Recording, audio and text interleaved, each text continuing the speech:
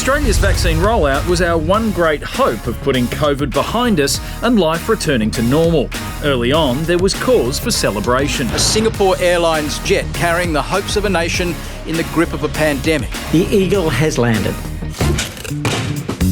Awesome. Just a few million more eagles and this thing is in the bag. Before the vaccine could be dispatched to those in aged care, it first had to be given to the truly vulnerable. But soon, millions of doses of AZ were flooding the country and we could all pop Freedom Day into our calendars with confidence. And nothing says confidence like an emergency late-night press conference. The Prime Minister announcing in a snap press conference last night that most Australians under the age of 50 should not be given the AstraZeneca jab due to the rare risk of blood clots. This is not a directive. This is not an instruction. This is advice. The advice here today is not to not have the AstraZeneca vaccine. Simple. Everyone should not get the AZ to make sure that they don't die from COVID. The important thing was for the media to focus on the millions of people getting safely vaccinated and keep the complications in perspective. Blood clots. Rare blood clots which have left him in hospital. But the chances are exceedingly small that anyone would remember the word rare when followed by blood clots which left him in hospital. So just how likely was this to happen? If you're over 50 in Australia and got COVID, you have a 1 in 11 chance of dying. If you're under 50, it's 400 times lower, but it's still about 1 in 4,000, which is higher than the risk of getting a clot. Do you reckon you could dumb that down a little for me? As I've said before, your chances of winning lotto are much higher. I think more people probably die of peanuts than they die of vaccines. Well, that's not good. But once Delta came to town and COVID went from being the rest of the world's problem to a very real possibility, the messaging around vaccines changed too. The best vaccine to get is the one that you can get now. Grab whatever jab you can, whenever you can. Make sure it's a COVID jab though. Kennel cough probably won't cover it. Eventually, Aussies lined up in their millions and we end the year with one of the best vaccination rates in the world. However, those that are unvaccinated still number in the heaps and they have become a national obsession. So how do we convince the unvaccinated to get their shot? I sat down with Dr. Jessica Kaufman to find out.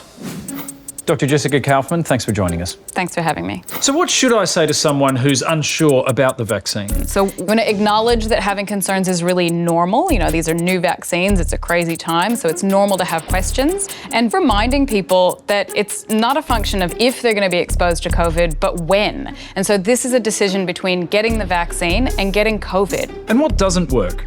Well, obviously being judgmental, not very effective, because you don't necessarily want to come in and say, well, I do my own research and have a fact battle with them, because it's probably not going to be very effective. So what concerns do people have about the vaccine? One thing that people say a lot is that they're worried that there might be long-term effects of the vaccine. These are some of the most tested vaccines we've ever had. We have so much data on these vaccines, having been given to 7 billion doses around the world. So where are people getting their information from?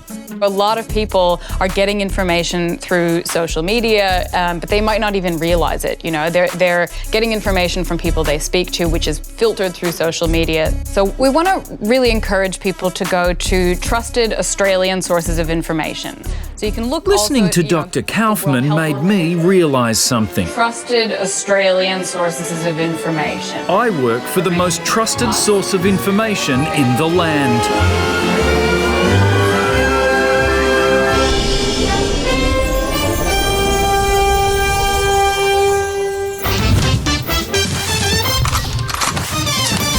Armed with this useful information, the authority of the national broadcaster, and the undue confidence of someone who has their own TV show, I headed out to change as many vaccine-hesitant Australian minds as I could. Hey everyone, I'm from the ABC and I'm here to help.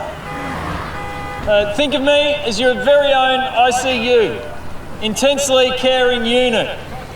It's a new vaccine. It's a crazy time. It is natural to have concerns. We've all got concerns. I'm not sure I've got enough super. I am not here to fact battle. think of this as more of a gentle info jam. I'm happy to take any questions you might have about the vaccine. I'll take that as a comment, but the important thing... Oh, that's piss. That's no way to build a rapport. How can we find common ground when we're throwing piss at each other? As I calmly reflected on the day's success and the precious new friendships I'd made, I realised we need to do more to connect with those who hold different views.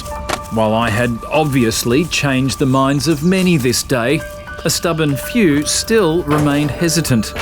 And while the ABC requires me to follow certain protocols around safety and hygiene when interacting with potential high-risk carriers of disease, shouldn't we find ways to bring people closer rather than pushing them away? Because in the end, we are all just people, and no virus can change that. That's it for the yearly. Hope you enjoyed the show. I'll see you in Sydney for the fireworks on New Year's Eve, and the weekly will be back with a new season in 2022. Until then, however you celebrate, happy holidays. Thanks for watching. Good night.